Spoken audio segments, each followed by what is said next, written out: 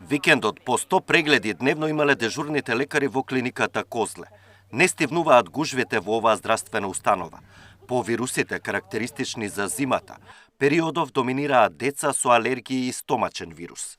Доминираат симптомите на предалергиски ринит, значи течење на носињата, кивавица, но неретко си оние долно респираторните како што се бронхообструкциите. Периодов знае и некој стомачен вирус во амбулантите да помина кај дечињата, но алергиите доминираат.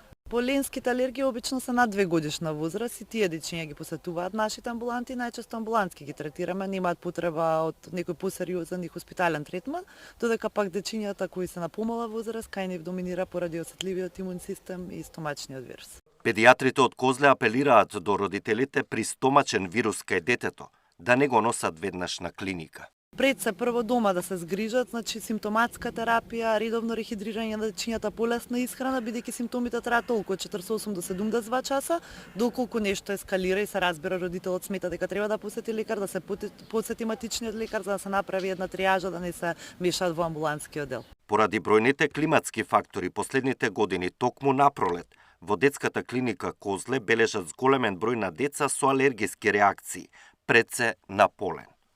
Александар Динев, Сител телевизија.